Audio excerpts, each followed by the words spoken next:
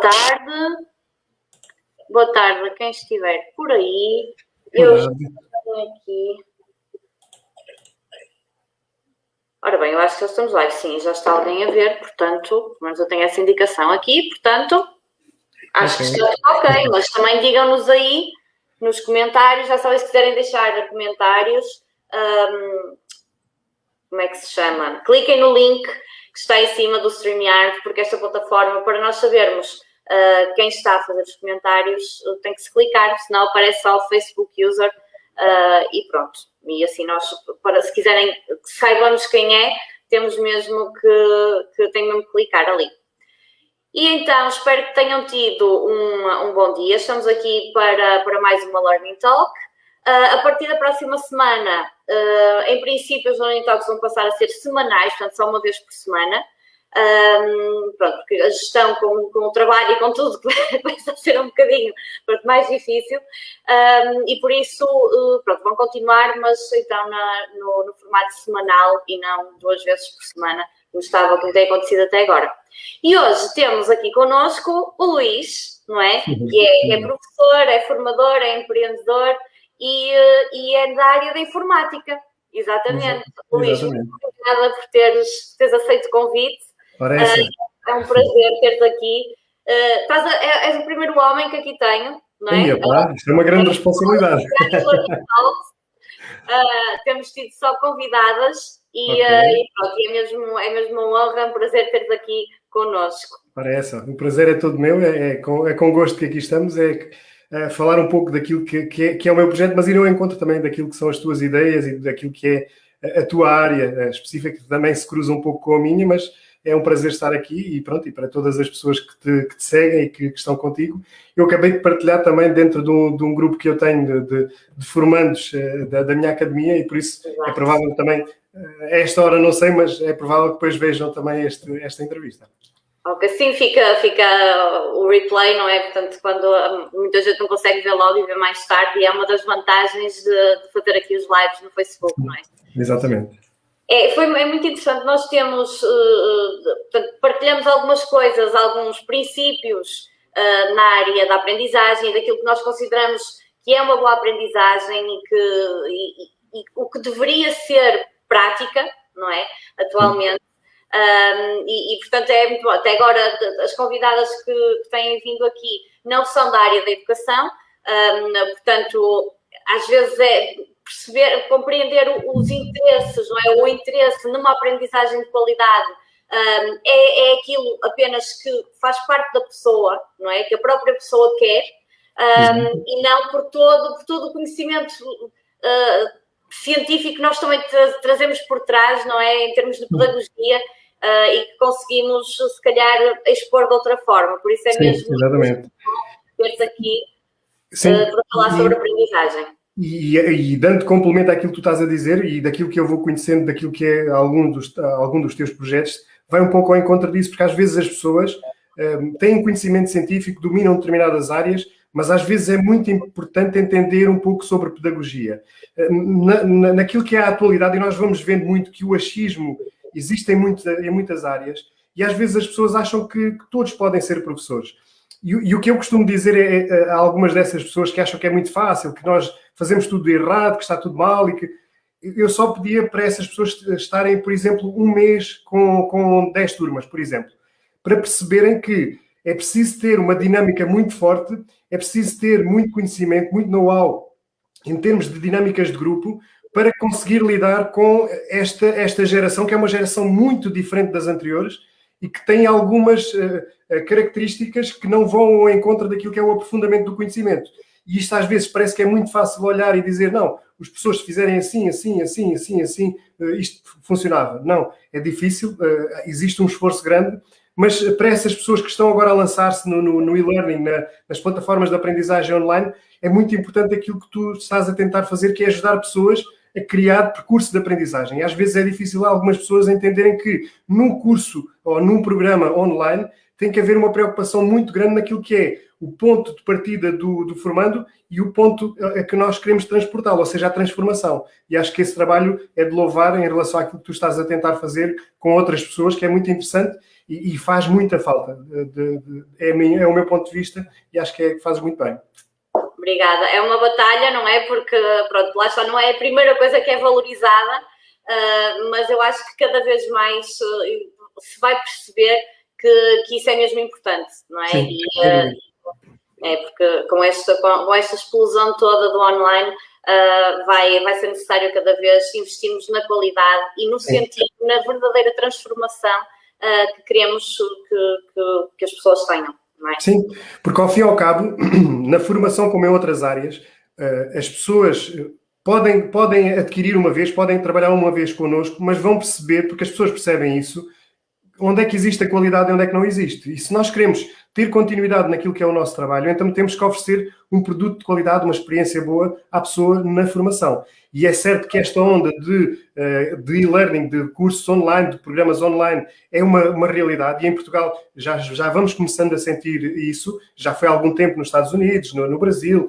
noutros países. Uma onda já foi muito forte. Neste momento está a entrar em Portugal. Mas aqui a parte pedagógica, a parte do relacionamento, a parte das experiências, acho que será importante trabalhar sem dúvida. Isto faz toda a diferença.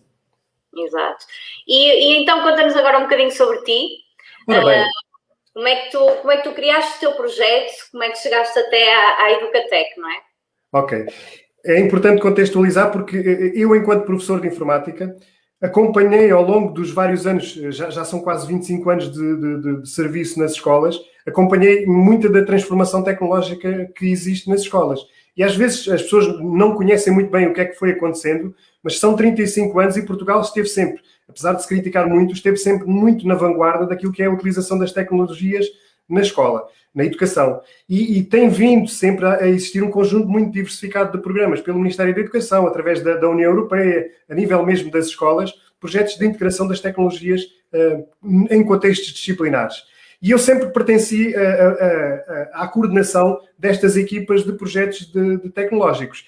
Isto quer dizer que sempre estive muito próximo daquilo que é o trabalho dos professores e das dificuldades dos professores na utilização das tecnologias. E isto, ao longo de vários anos, fez-me ter a vontade e a necessidade de conseguir chegar a mais pessoas.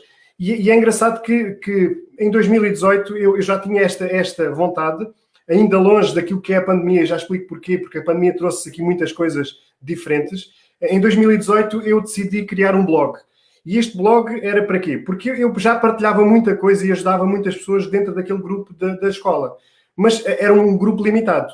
E eu sabia que com a internet eu podia chegar a mais pessoas. Sabia que ia ter um esforço acrescido para produzir conteúdos, mas podia chegar a mais pessoas. E isto quer dizer que a ideia de criação de um blog, que fosse um blog não só pelo conteúdo, mas pela qualidade do conteúdo e da questão de interagir muito com aquilo que é a necessidade do professor, criar artigos onde ajudavam os professores na parte da seleção de ferramentas, porque nós sabemos que existem milhares de ferramentas e as pessoas não podem utilizar todas. E às vezes, com tantas ferramentas, as pessoas ficam assoberbadas, ficam até confusas, baralhadas, com os professores e com qualquer pessoa. É um problema atual da internet e do volume de informação. Então é importante selecionar. Não é? Além da quantidade, estão sempre todos os dias saem coisas novas. Exatamente. E isto preocupa as pessoas porque o que é que acontece? Existem vários tipos de professores, mas existem aqueles que são muito dinâmicos e aqueles que aproveitaram toda a formação e conseguiram desenvolver competências. E estão sempre a inovar e a utilizar ferramentas. Os que têm menos competências começam a ver aquelas pessoas a utilizar isto, utilizar aquilo, utilizar o outro e vão tentando experimentar. Só que como não têm as competências necessárias, vão sempre naquela do quase consigo, quase faço, quase... E andam sempre muito perdidas à procura de ferramentas. E isto gera confusão e acaba por ser contraproducente porque aquilo que vão aplicar efetivamente é muito pouco. E é nesta questão, nesta dificuldade que as pessoas têm em filtrar, em selecionar e em desenvolver competências, que eu me lembrei de ajudar. E o blog tem sido esse o objetivo, que é fazer um trabalho de curadoria de aplicações e dar algumas indicações, algumas pistas de como é que elas podem ser utilizadas com os alunos. Então o meu blog foi por aí foi criado com esse sentido. É em www.educatec.pt. Eu acho que tu colocaste por aí, ou vais colocar por aí o endereço, para quem quiser consultar. Vou colocar os contactos, tanto aqui como no YouTube, para aqui no Facebook, neste caso, como no YouTube, para depois quem quiser conhecer melhor o teu projeto e contactar-te, etc. Exato. E pronto, e a lógica do blog era mesmo essa, era de ajudar na seleção. O que é que acontece? O blog começou a ganhar muitos seguidores, tem muitas visitas, não só de Portugal, mas dos países de língua oficial portuguesa, porque temos essa vantagem na internet. Exatamente. E o que acontece é que o ano 2018 e 2019 foi muito na produção de conteúdos. Eu tenho já mais de 70 artigos criados na área das tecnologias para professores. E depois, em 2020, aconteceu a pandemia. Pronto. E nessa altura, eu já estava a trabalhar bastante com os professores do meu agrupamento, utilizando plataformas na comunicação. Já utilizava o Classroom, por exemplo, para trabalhar com os professores, eu já o fazia. Fazia workshops e webinars online com os professores e, de repente, há aquela quebra e que as pessoas têm que ir para casa. E essa altura, algumas pessoas não sabem, as notícias que passam também não são aquelas que ilustram tudo, mas o que é preciso entender é que em 15 dias as escolas conseguiram pôr de pé plataformas de apoio aos alunos, conseguiram preparar professores para minimamente conseguirem trabalhar com os alunos e a partir daí foi-se tentando fazer experiências, uma coisa totalmente nova, e as pessoas naturalmente nessa primeira fase erraram bastante. Mas depois foram melhorando e este ano correu bastante melhor esta questão da distância. E nessa altura eu decidi, porque era um objetivo que eu tinha já para 2021, 2022, era criar um espaço de formação informal para professores. E a Academia acelerou isto, porque havia muitas pessoas que estavam com dificuldades e queriam aprender ferramentas, e eu decidi, ok, isto é a altura certa para eu ajudar estas pessoas, abri o espaço da Academia para experimentar uma plataforma, fiz inscrições gratuitas a muitas pessoas, estive a trabalhar com essas pessoas até ao final do mês de outubro e vi que a lógica e o feedback daquelas pessoas foi que aquilo tinha utilidade, que era interessante porque aprendiam a um ritmo individual, porque a minha lógica é quase sempre essa, a formação funciona muito dentro da lógica de grupo. E parece que quando vamos a uma formação todos temos que aprender ao mesmo ritmo. E nós sabemos que nada disto é verídico, porque as pessoas, cada uma tem um ritmo, cada uma tem a sua vida e cada uma tem a perspectiva e as dificuldades diferentes de cada um dos outros. E por isso mesmo a minha lógica sempre era, ok, vamos ter aqui um espaço onde cada um vai estabelecer o seu ritmo. Tem que estabelecer compromissos, tem que estabelecer algum tipo de rotinas para poder não se desleixar naquilo que é o método de aprendizagem, mas eu estabeleci como meta uma aplicação em cada mês. Portanto, as pessoas deveriam não querer fazer tudo ao mesmo tempo, focar-se numa ferramenta durante aquele mês, aprender a utilizar a ferramenta que eu dou essa hipótese na academia e depois tentar levar essas ferramentas para atividades com os alunos. Portanto, a minha lógica é muito essa dentro da academia. E tem funcionado bastante bem. Eu neste momento já estou com quase 60 formandos na academia e os resultados têm sido muito interessantes. E é sem dúvida, para mim, bastante importante, porque nós, quando trabalhamos com outras pessoas, apesar de tudo, porque neste momento a minha academia tem um preço. Nós devemos precificar aquilo que fazemos. Porque é claro que eu poderia ter aquilo tudo gratuito e se calhar tinha um número muito grande de pessoas e não conseguia ajudar tanto essas pessoas. E assim, é um número mais reduzido, pessoas que aceitam o compromisso de pagar um valor, que não é um valor muito elevado, mas que assumem esse compromisso e estão ali comigo. E isto quer dizer que aquelas pessoas assumem que querem aprender. Pronto, e a partir desse momento, cada evolução que nós vamos vendo nessas pessoas é uma vitória e nós sentimos muito bem quando isso acontece. E é muito interessante que isso aconteça. Pronto, e o projeto foi muito dentro desta lógica, ou seja, de criar uma dinâmica diferente, porque eu já trabalhei muito com formação de professores. Neste momento até estou a fazer uma formação de formadores para a transição digital, porque está aí a transição digital para as entidades nacionais, as escolas também estão envolvidas e também vai haver formação com professores.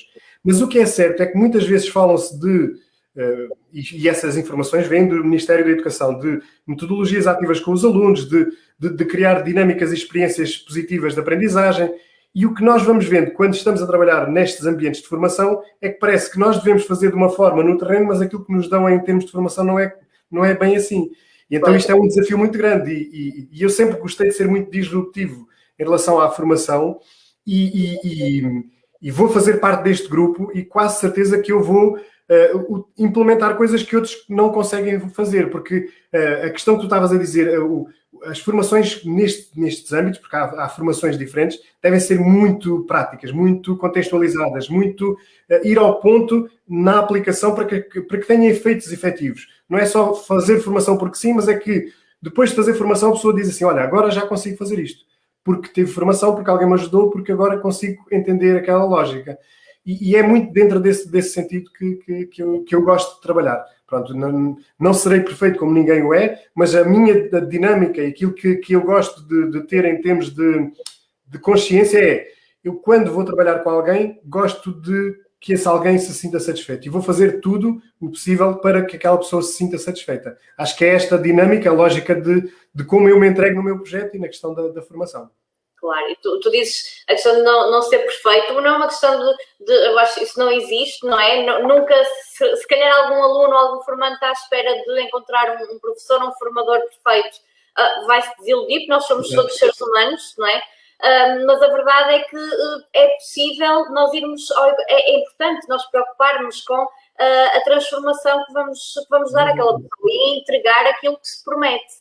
Eu acho que o que acontece muitas vezes é, não de forma intencional, mas se calhar criar objetivos ou pensar em resultados de aprendizagem um pouco ambiciosos, não é? Ou não planear bem o próprio percurso, a própria aprendizagem, não conhecer bem as necessidades daquele público e depois acaba por não se entregar aquilo que se promete e há as expectativas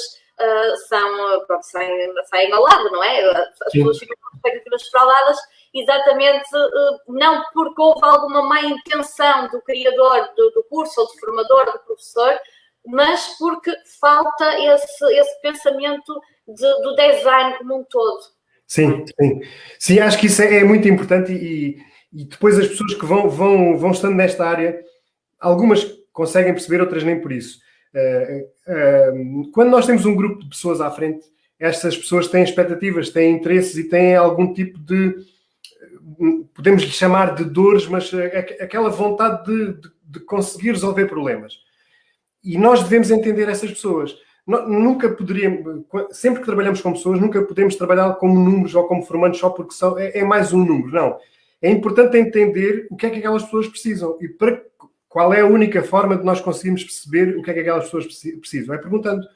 E isto é a dinâmica de contacto com as pessoas, ou seja, mesmo no online nós podemos ter contactos diretos ao vivo, síncronos, né? E podemos questionar as pessoas o que é que faz falta, o que é que não faz falta, o que é que poderia estar para melhorar, o que é que eu posso fazer para ajudar, o que é que está aqui que não faz sentido ou que não está a conseguir desbloquear para poder avançar. E isto é importante entender. Se nós criamos espaços para que não exista esta comunicação e o objetivo seja apenas vender, aí funciona sempre muito mal. E às vezes há esse paradigma de pessoas que metem cursos no online, mas com muito pouco de atenção. E é importante aqui entender que há várias formas de trabalhar online, né? E isto também dita o valor que se cobra às pessoas. Uma coisa é nós termos um produto gravado e ser distribuído. Pronto. Outra coisa é acompanhar o processo das pessoas e ajudar as pessoas. Isto há diferenças. E mesmo, mas eu tenho os dois formatos, mas mesmo no formato em que temos gravado, é muito importante conseguirmos o feedback das pessoas. E na estrutura do curso temos que ter alguma forma de recolher informações para tentar perceber no início, no meio e no fim qual é a sensação da pessoa. O que é que está ali para melhorar. E isso faz toda a diferença. E depois, mesmo com essas pessoas, de vez em quando, eu gosto de marcar um webinar, ou seja, eu tenho um curso à venda, as pessoas entram autonomamente, mas de repente eu envio-lhes uma melhor. No dia tal vamos ter um webinar sobre o tema do curso. E as pessoas aí conhecem-me ao vivo, não me conhecem como o que está gravado. E aí faz alguma diferença. E isto é um cuidado que eu acho que devemos ter, todos aqueles que temos cursos online, que é o mais importante destes programas, deste e-learning, deste ensino à distância, desta aprendizagem online, seja aquilo que for em termos de nomenclatura, devemos ter a intenção que estamos a trabalhar com pessoas e devemos conhecer as pessoas, falar com as pessoas e perceber o que é que eles precisam, porque é esse o grande desafio. E é na área da formação como é em qualquer área, não é? Que tu consegues fazer isso. Sim, claramente. Esse cuidado.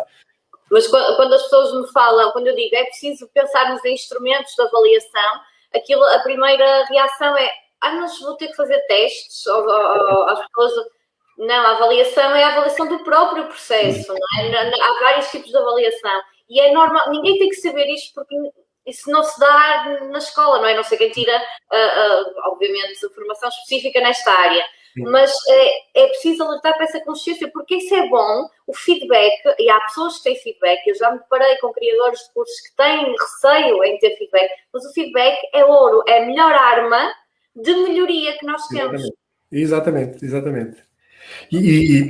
Mas eu creio que tudo parte da cumplicidade que nós vamos tendo com as pessoas. E eu nunca me importo, e isto eu falo nos webinars, naquelas semanas que eu tenho de imersão, a primeira coisa que eu falo com as pessoas é dizer assim: eu estou aqui, eu não sei tudo, eu às vezes engano-me, e eu gosto de, se não entenderam alguma coisa, ou se acham que há alguma coisa que não está totalmente correta em relação ao que eu estou a dizer, podem-me dizer tranquilamente, porque eu aceito naturalmente. E todas essas respostas que nós vamos tendo das pessoas ajudam-nos a crescer e a ser melhores. Se eu partir para um processo desses, de nariz em pé, e achar que sou o maior, e acaba por não criar a química com as pessoas, porque as pessoas querem terra a terra, querem pessoas normais, não querem robôs que estão ali, nem querem os supra-sumos que sabem tudo e agora ninguém mais sabe nada. Até porque muitas das coisas que nós às vezes falamos são pontos de vista, opiniões, são estratégias que nós utilizamos e que funcionam, mas que para outras pessoas podem não fazer sentido nenhum. E isto é tudo válido, não é? E é importante dizer que não há verdades absolutas e nós vamos só colocar um ponto de vista. Há pessoas que se identificam connosco, e isto é um dos potenciais do online é este, e eu já falei isto com muitas pessoas, se eu estiver no presencial e trabalhar com um conjunto de pessoas habitualmente como no dia-a-dia, aquelas pessoas são aquelas, nem todas se identificam, e as que se identificam comigo são muito poucas. Se eu faço uma extrapolação para o online, e se eu estou constantemente dentro deste registro, eu percebo que as pessoas que tendencialmente vêm a mim são pessoas que se identificam comigo. E é normal que essas pessoas criem alguma empatia comigo, porque é mesmo assim. E isto é uma grande vantagem, porque nós podemos começar a escolher com quem trabalhamos. Ao contrário de noutras situações, nós vamos ter cada vez mais pessoas que são parecidas connosco, que se identificam connosco, que têm os mesmos valores. E isto é uma vantagem enorme, porque quando falamos, parece que estamos a falar a mesma língua, a mesma linguagem, não é? E isto faz uma diferença abismal e é preciso trabalhar, não é fácil, mas é preciso trabalhar nesta dinâmica para que nós progressivamente trabalhemos com cada vez mais pessoas com quem nos identificamos. Isto é ótimo. Claro. Inicialmente, se calhar, nós próprios também, os criadores de curso também se vão descobrindo, não é? Também é um processo de autoconhecimento enquanto produtores de conteúdo ou enquanto formadores, mas depois vai-se, à medida que o tempo vai passando, vai-se afunilando e cada vez se vão encontrar mais com as pessoas com quem se identificam, não é? Sim. E depois as coisas tendem a correr cada vez melhor, não é? Sim. E há uma coisa que eu acho que é importante, e isto também eu estou a aprender constantemente, que dar formação online é completamente diferente de dar uma formação presencial. Principalmente quando tu tens o toque físico, que às vezes desbloqueia, às vezes uma pancada nas costas desbloqueia um problema. E nós aqui não a conseguimos dar, não é?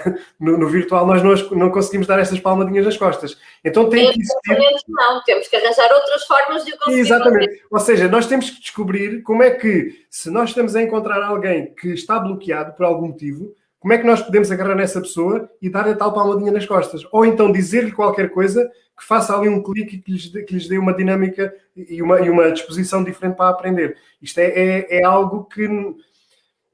Para quem trabalha na parte da formação ou do ensino há muitos anos, consegue perceber muitos sinais.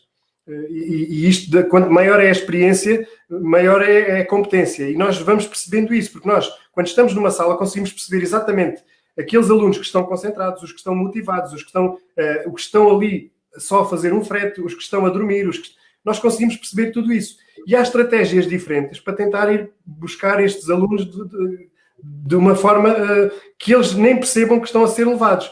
E isto é preciso muita estratégia, é preciso dinâmica, porque são estas estratégias que fazem a diferença depois no grupo. Porque se nós começarmos a deixar gente para trás, aquelas pessoas vão ficar descontentes e aquelas pessoas vão passar uma mensagem errada. E por isso mesmo é que eu gosto de ter sempre, nas dinâmicas que eu faço online, de tentar não deixar ninguém ficar para trás.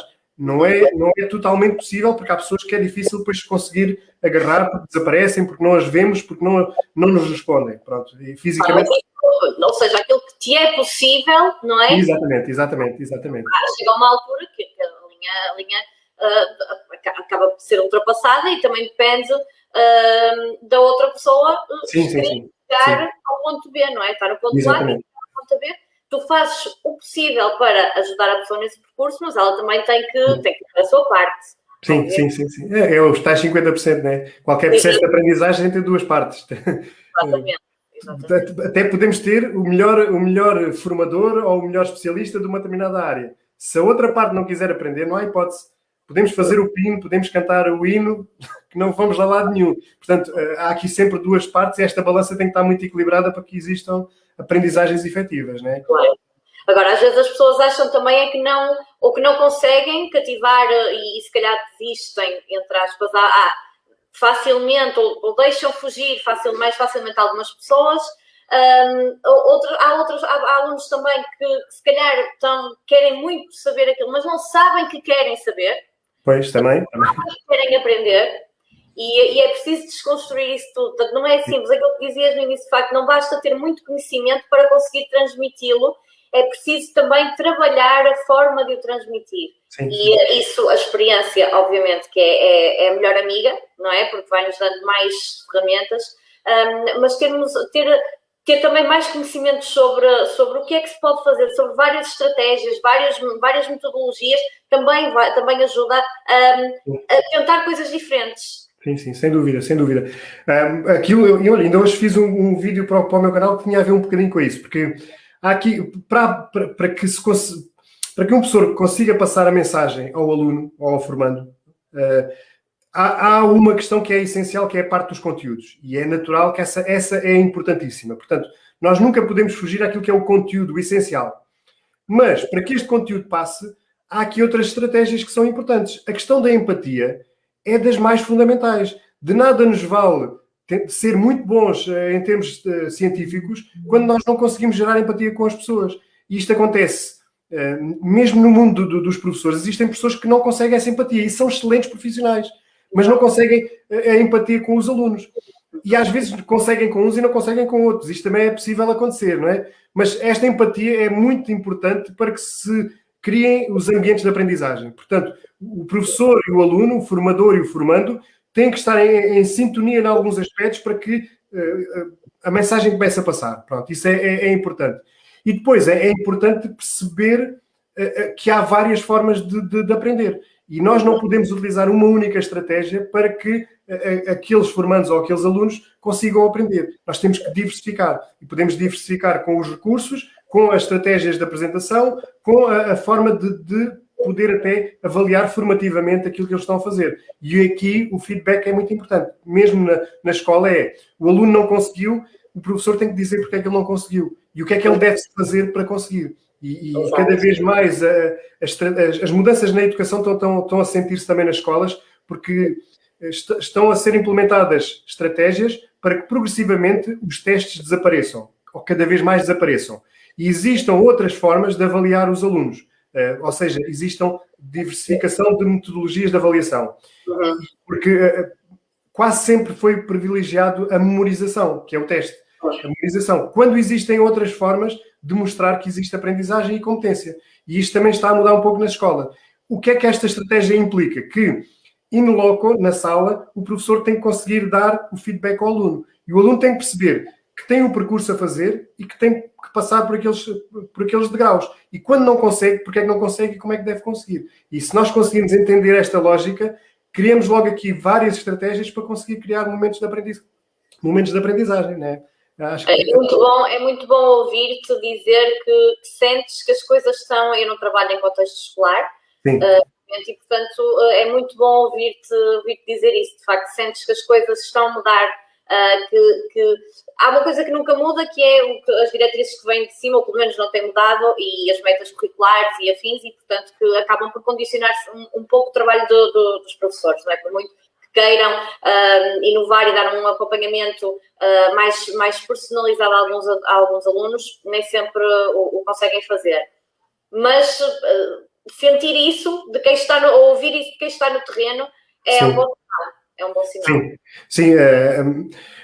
Há muitas questões, e não é o assunto principal aqui da nossa conversa, mas há muitas questões nas escolas que são muito mal explicadas para a opinião pública. Porque muitas das vezes aquilo que aparece nos telejornais, se repararem, quase todas as reportagens que são feitas em escolas de parque escolar. Não sei se sabes o que é. As escolas de parque escolar são aquelas que foram remodeladas. Sim. Portanto, que são uma percentagem muito baixa das escolas nacionais. Ou seja, temos aqui um comparativo de escolas que têm todas as condições, têm laboratórios excelentes, têm espaços de alunos excelentes, têm salas espetaculares, têm ar-condicionado, e tens outras escolas em que chove lá dentro e que é um gelo, onde as cadeiras estão completamente obsoletas, onde as secretárias estão completamente a cair. Portanto, temos aqui realidades distintas e temos alunos de escolas diferentes a competir com condições completamente distintas. Isto ao nível das condições físicas e depois há as condições, por exemplo, tecnológicas. Os últimos computadores adquiridos para as escolas são de 2011, ou seja, 10 anos. Portanto, nós estamos a trabalhar com computadores que já estão completamente fora de prazo. Existe agora um plano de transição digital que eu espero que depois seja acompanhado politicamente para que exista atualização ao longo do tempo, para que as pessoas que, quando tentam fazer estratégias diferenciadas na sala de aula, consigam ter um computador em condições, consigam ter internet com uma velocidade de trabalhar, porque às vezes pede-se para fazer coisas, mas depois tem que se olhar um pouco para aquilo que é a vida nas escolas. E as vidas nas escolas, muitas das vezes, é lutar contra estas condições físicas que as escolas têm, contra cada vez mais alunos com necessidades educativas especiais, com cada vez mais pessoas a beneficiar de apoio social nas escolas, porque é o único sítio onde tomam um pequeno almoço ou lancham ou almoçam. E estas preocupações são muito importantes no papel social da escola. Mas às vezes parece que a escola tem que fazer tudo, tem que transmitir tudo o que é o conhecimento, mas depois tem que educar também, tem que acompanhar, tem que ser o psicólogo, tem que ter uma série de funcionalidades que humanamente não é possível para os professores que lá estão. E os profissionais alternativos da educação especial são cada vez mais, mas mesmo assim são insuficientes para dar suporte a tantos casos que existem nas escolas. Portanto, há uma parte que é a parte de condições, depois há outra parte que é a parte dos professores. E os professores são uma classe muito envelhecida. Eu não sei se vão reparando, alguns pais vão reparando isto, que cada vez é mais difícil ter colocação de alguns professores. E isto significa que o número de professores está a diminuir drasticamente. E num prazo de 5 a 10 anos, vamos ficar, se calhar, com menos 50 mil professores. E menos 50 mil professores significa que provavelmente não existe o número suficiente para entrar. Pelo menos o número suficiente de professores qualificados. Depois, o que é que acontece? Se calhar, professores de outra área que vão poder ir, não estão a trabalhar e podem ir para o ensino, mas isto aqui perde qualidade ao nível daquilo que é o rigor científico e pedagógico nas escolas. Portanto, há aqui uma série de questões que pouco se fala na opinião pública, mas que não contribuem da melhor forma para aquilo que é o nosso trabalho nas escolas. Ainda assim, aquilo que eu costumo dizer é que uma grande percentagem dos professores, porque não são todos, isto não é mesmo que em qualquer outra profissão, são muito heróis em tudo aquilo que vão fazendo, porque nós tivemos um corte de carreira de 8 anos ou 10 anos quase, 9 anos, e nós nunca vamos recuperar aquele tempo. Isto significa que eu trabalho há 20 anos, mas só me contam 10. Ou seja, na minha progressão de carreira, eu nunca vou chegar ao topo da carreira porque fomos penalizados por essa questão. Mas quando isto passa para a opinião pública, às vezes mas eles querem ganhar mais ou querem deixar de ser congelados. Nós não queremos isso. Nós, a única coisa que queremos é que o tempo de serviço que nós temos que conte na totalidade. E com todas estas adversidades, com todas estas questões que contribuem para que o professor não se sinta bem, para além de cada vez ser menos bem pago comparativamente com outras áreas, ou seja, nomeadamente com o ordenado mínimo que está-se a aproximar daquilo que um professor entra para a carreira, é estranho porque acabam por ser uma série de variáveis que não ajudam nada a que as pessoas inovem e que melhorem, que alterem as rotinas. Mas ainda assim, aquilo que vamos sentindo é que as pessoas estão a querer mudar, sentem que é preciso mudar porque a sociedade está a mudar e em termos de escola nós não podemos ser a escola que éramos há 20 anos e isto é um processo que, conjuntamente com o Ministério da Educação, está a ser feito. Não pode ser de um momento para o outro, até porque, como tu disseste, há aqui uma variável que é a variável dos exames. E naturalmente que um professor que sabe que o aluno vai ter exames tem que treinar aquele aluno para ter uma boa nota no exame. E isto muda completamente o paradigma, porque aí é treino, treino, treino e trabalhar na memorização. E isto invalida logo qualquer outra estratégia que possa existir. Claro. E acho que é um bocadinho por aí. Uma mudança no paradigma do sistema em si, para depois poder estender, poder ser estendido aos recursos, às escolas e aos recursos humanos das escolas. Portanto, são coisas complicadas. Mas olha, uma coisa que está a mudar o plano tecnológico vai trazer... O plano tecnológico, isso já foi outro há 10 anos. O plano de transição digital vai trazer equipamentos para os alunos, já está a distribuí-los, vai trazer equipamentos para os professores e vai trazer equipamentos para as escolas. E isto significa que, tendencialmente, nos próximos anos, vai ser mais necessário ter competências digitais. E por isso mesmo, a minha academia vai funcionar também como uma ajuda a esses professores que querem dinamizar. Eu queria perguntar a seguir, que tipo de ferramentas é que tu trabalhas? Portanto, tu percebes através da análise de necessidades que estávamos a falar, o que é que os professores precisam mais, eles vão-te pedindo algumas coisas, como é que funciona? Como é que crias esses conteúdos? Sim. Ora bem, aqui tem que haver duas variáveis. Uma tem a ver com as metodologias e outra tem a ver com as ferramentas, porque naquilo que é a implementação de metodologias com professores, com os alunos, não pode haver aqui uma coisa que é a digitalização de processos. O que é que eu chamo de digitalização de processos? Uma fácil para entender é o seguinte: os professores antes utilizavam um retroprojetor para projetar uma transparência, ok? O PowerPoint veio e foi utilizado muito facilmente, porque as pessoas entenderam logo que o processo era exatamente o mesmo, ok? Estamos a trazer um processo do analógico e estamos a colocá-lo no digital e é tal e qual. Está bem que é certo que o PowerPoint pode ter ali uma multimédia diferente, mas a lógica de funcionamento é a mesma. A pessoa digitalizou o processo e está a utilizar da mesma forma no digital. E uma das coisas que tem que ser preparada para a mudança de paradigma naquilo que é o trabalho dos professores com ferramentas online e com metodologias diferenciadas tem a ver principalmente não com as ferramentas, mas com as metodologias. E para utilizar uma metodologia diferente com os alunos, que se pretende que sejam metodologias ativas, ou seja, que os alunos sejam atores no processo de construção do conhecimento, isto implica que o professor tem que dar os percursos para que o aluno consiga chegar a um determinado ponto.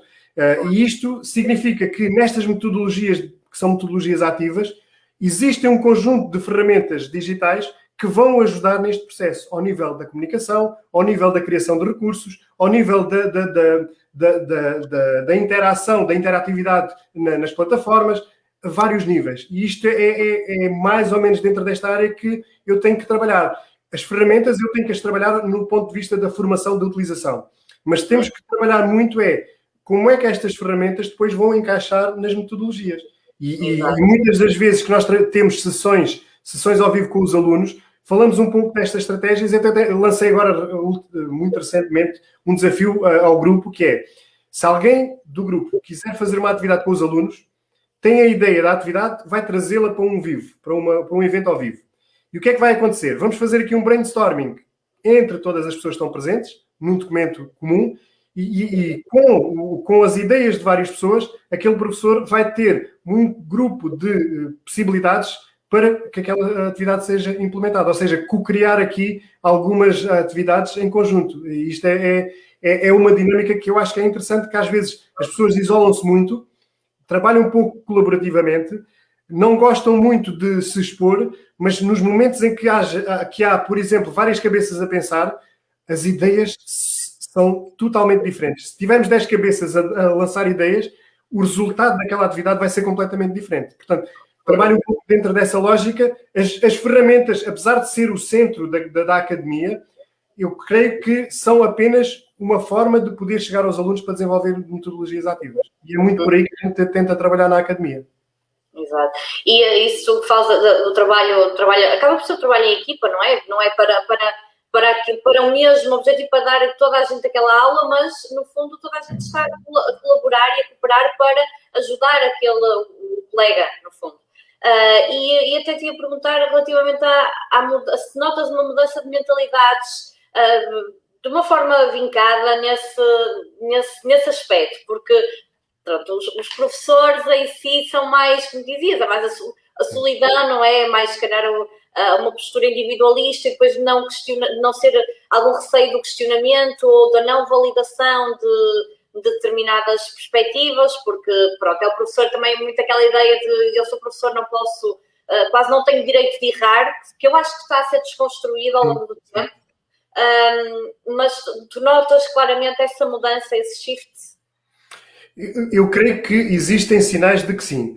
Há uma coisa importante que às vezes, se calhar as pessoas sabem, mas não têm noção. Cerca de 60% a 70% dos professores têm mais de 50 ou 55 anos.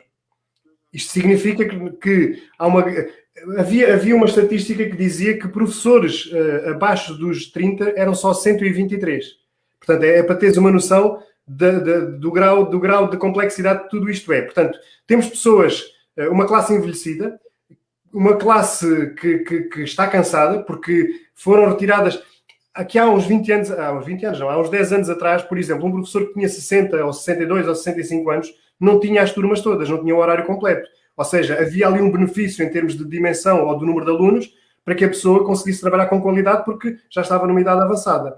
Tudo isso foi retirado. Isto significa que agora um professor com 20 anos ou 22 anos tem mais ou menos o mesmo número de turmas que um professor com 65 anos. E isto faz muita diferença. Portanto, acaba por ser cansativo. Mas ainda assim, com tudo isto, há aqui dinâmicas que tu estás a tocar que são importantes, que têm a ver com aquilo que é a mentalidade atual de trabalho.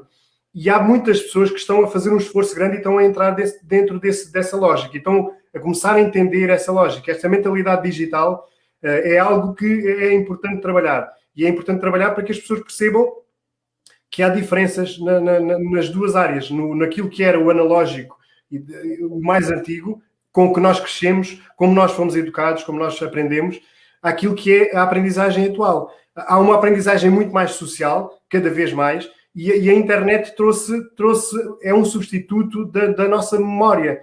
Nós, há 20 anos, tu, tal como eu no Alentejo, cresci no Alentejo, ou seja, eu nasci em Lisboa, mas cresci no Alentejo, eu considero-me alentejano, ou seja, em Serpa nós tínhamos uma pequena biblioteca. E quando nós queríamos fazer algum tipo de investigação, a escola não tinha nenhuma biblioteca, nós tínhamos que ir a essa biblioteca que não estava sempre aberta e era pequenina. Mas o número de recursos que nós tínhamos ali era diminuto, ou seja, tínhamos acesso a pouca informação. Hoje em dia isso está completamente ultrapassado, porque a internet tem quase tudo. E a questão da memorização, nós precisamos se tivermos uma dúvida, nós vamos ao nosso amigo Google e ele responde-nos. Temos de ser criteriosos, porque nem tudo o que lá está correto, mas devemos ter algum rigor na seleção, mas a informação está lá e existem informações de muita qualidade.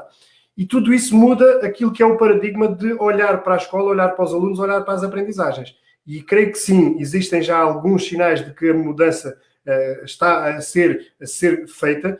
Naturalmente nunca pode ser uma mudança de este ano não estamos e para o ano já estamos. Não, isto é um trabalho progressivo. Eu acho que está a haver essa preocupação, mas eu acho que temos que trabalhar muito naquilo que é dizer a estas pessoas que não conhecem quais são as novas dinâmicas de trabalho. Perceber como é que as empresas estão a trabalhar no online, como é que as empresas estão a trabalhar com os seus funcionários, como é que eles colaboram entre si, como é que eles trabalham, como é que eles lançam ideias, como é que eles têm que se perceber que utilizam muito a plataforma digital. E utilizando as plataformas digitais, o que acontece é que há sempre uma lógica muito acentuada da colaboração, ou seja, do trabalho de equipa. As pessoas têm que ter estas dinâmicas de trabalho de equipa. É muito importante a criatividade, e isto tem que ser trabalhado na escola e nunca foi assim um objetivo muito constante ou presente naquilo que é o trabalho com os alunos. Nunca se trabalhou muito, trabalha-se muito por disciplinas, mas pouco no desenvolvimento pessoal e na questão de abrir horizontes e explorar a criatividade. A resolução criativa de problemas é uma estratégia de metodologia que estamos a tentar começar a implementar para que os alunos também tenham contacto com estas estratégias de, ok, há um problema, vamos em grupo decidir como é que podemos resolver este problema. E se calhar temos 5 grupos a trabalhar e vão aparecer 5 soluções diferentes. E aí obriga que os alunos pensem de forma criativa. Isto é algo que tem que ser trabalhado. E a internet funciona muito com a partilha. E esta questão da partilha, tu tocaste aí, ainda há muitos professores, eu acho que cada vez menos, que têm dificuldade em partilhar. Têm dificuldade em partilhar um pouco pela exposição que tu aí falaste, ou seja, temos ali o senhor professor que se vai partilhar alguma coisa que tem algum erro, é massacrado. E isso tem que ser desmistificado, porque o errar, o ter qualquer coisa que não está totalmente correta, é um ponto de partida para melhorar. Não é uma aprendizagem, não é? E isto tem que... Exatamente. E eu acho que é um processo que vai demorar tempo. A mim preocupa-me uma questão, e eu não sei se o Ministério da Educação está a pensar nisto, que é na renovação do quadro de professores. Acho que nunca houve nenhum tipo de política direcionada para isto, porque nas estatísticas que nós fazemos com alunos, a percentagem de alunos que pretende ser professor é uma percentagem minúscula. É uma percentagem minúscula. São muito poucos aqueles que pensam em ser professores.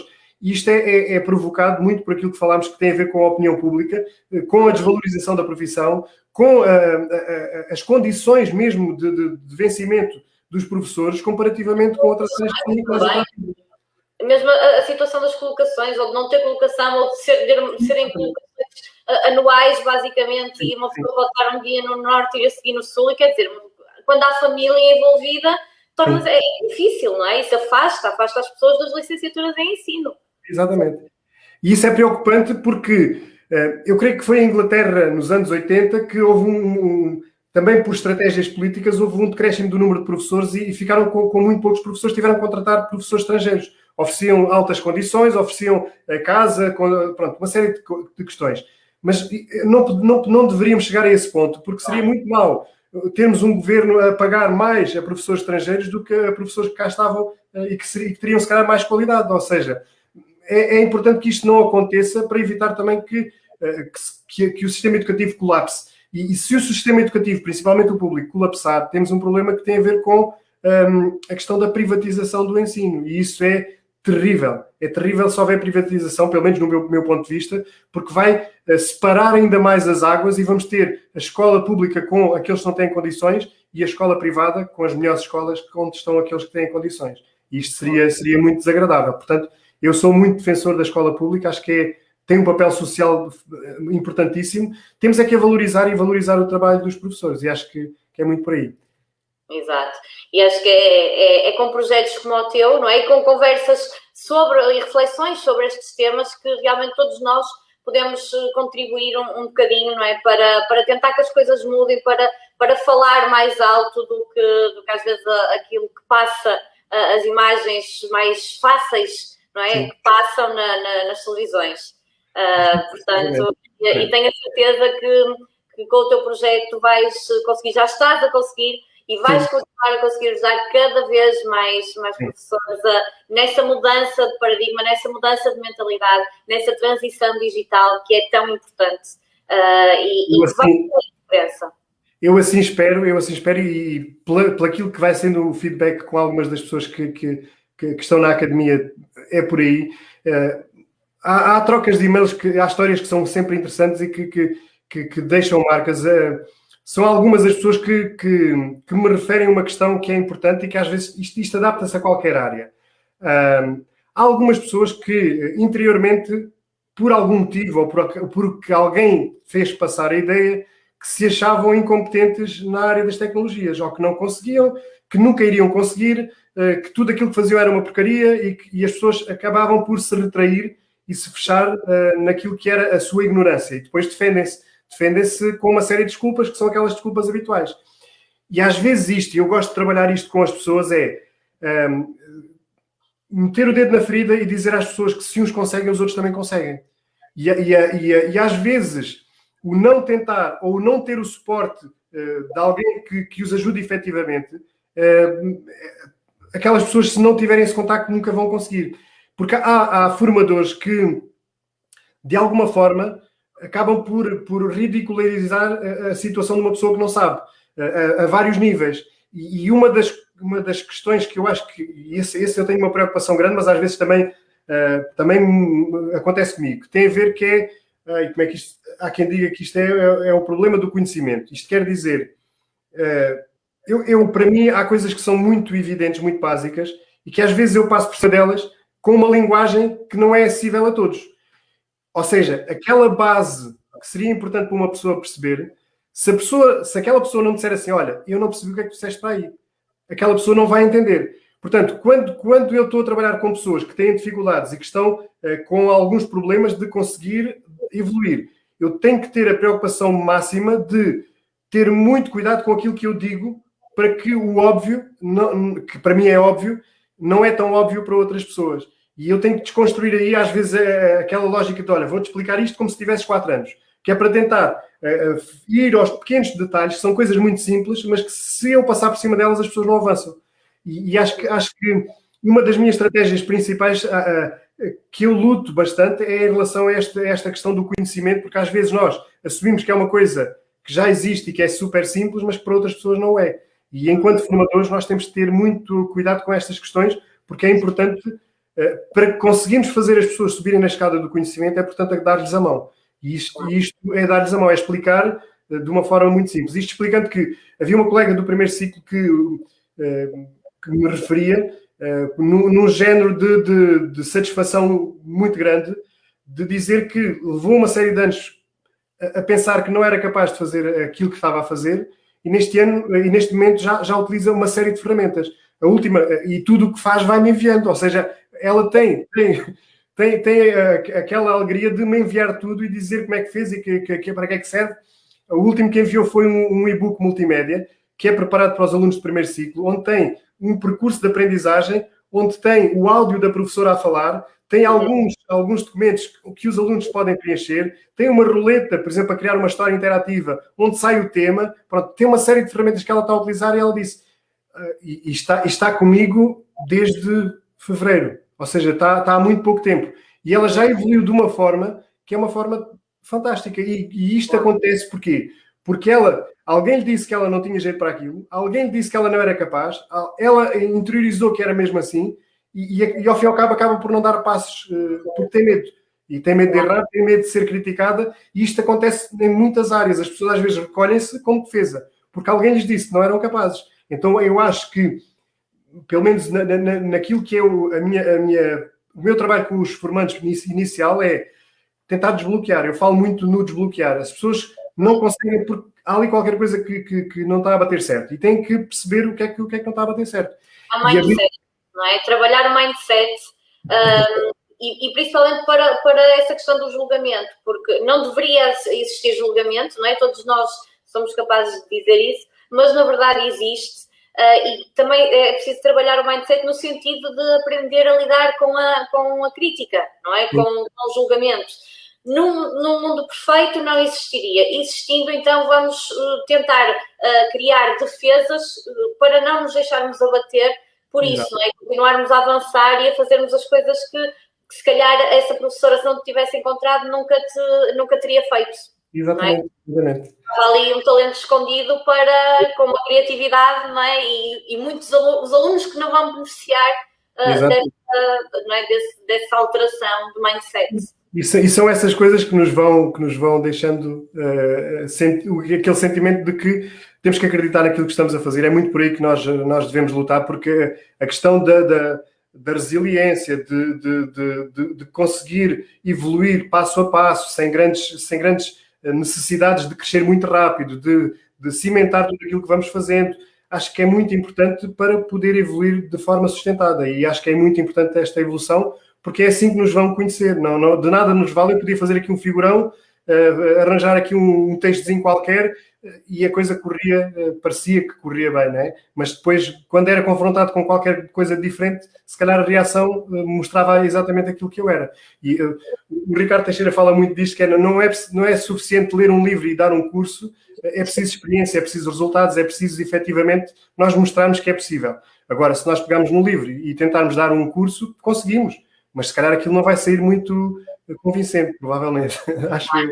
Eu aqui partilho disso, acho que não no extremo, que às vezes é de género, uma pessoa só pode, ensinar sobre ansiedade se for ansiosa, ou se tiver sido ansiosa, e eu acho que também não é, eu percebo o que é que o Ricardo diz, não é? E concordo com isso, mas também há coisas que não é, ok, eu já desenhei cursos e por isso tenho experiência, mas mesmo que eu ainda não tivesse realmente desenhado cursos, eu sei e tive esse processo, tive essa formação, fui tendo essas experiências, não profissionais, mas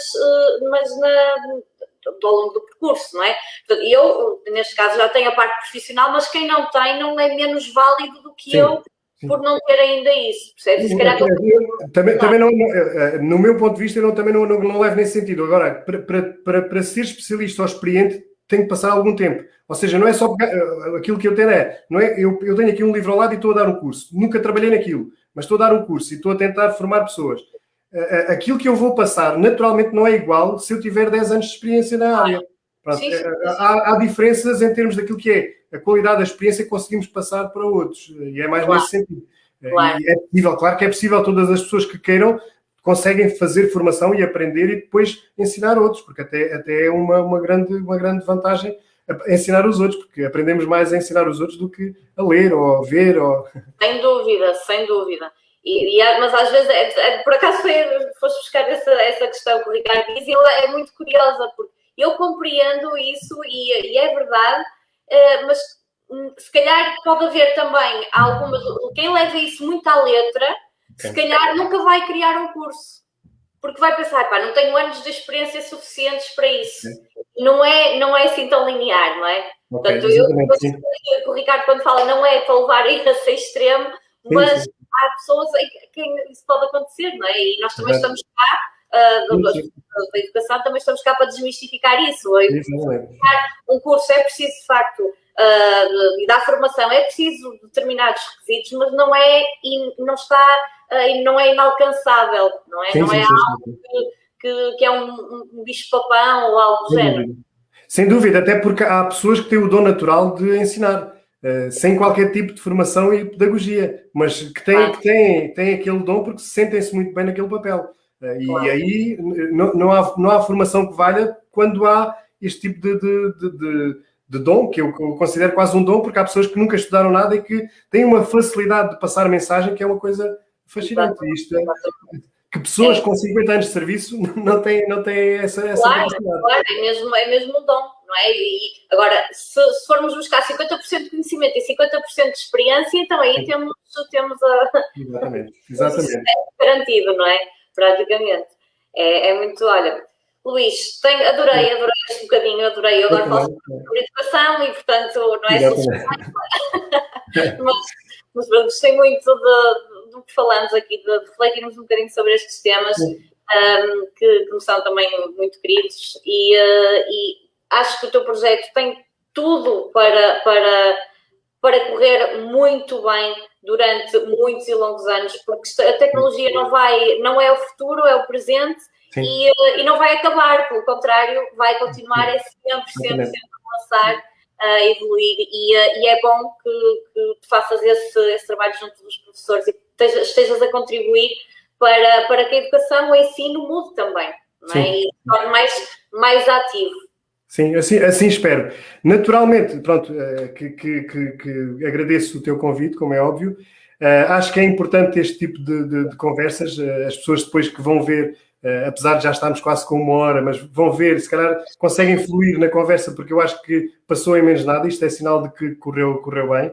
Mas agradecer-te e deixar-te sempre, como eu já tenho feito com outras pessoas, se no teu projeto precisares de algum tipo de suporte ou de algum tipo de apoio às pessoas com quem tu trabalhas, que surja alguma dúvida em termos de tecnologia ou de ferramentas, eu posso tentar encontrar alguma solução e ajudar e trabalhar com essas pessoas também, de alguma forma, sem qualquer problema. É ótimo, as parcerias, não é? Este trabalho em equipa é muito bom, porque vamos ajudando uns aos outros naquilo que são os nossos dons. Sim. Não é? As nossas maiores forças e qualidades. Exatamente. Ok, pronto. Olha, muito obrigada mais uma vez e obrigada a quem foi estando por aí, foram entrando pessoas, saindo.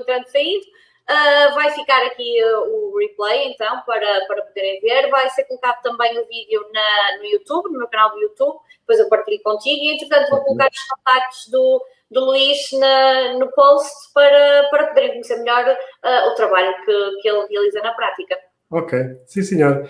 Sabemos que isto vai ficar gravado, não convém a gente dizer agora aqui uma boa Páscoa, mas já estamos a dizer, porque há muitas pessoas que vão ver depois da Páscoa. Exato. Pronto, olha, uma boa Páscoa este ano, ou se nos virem daqui a 1 ano também pode ser uma boa Páscoa. Exatamente. Ok, Márcia, muito obrigado. Até uma próxima oportunidade. Exatamente. Obrigada. Nada, nada.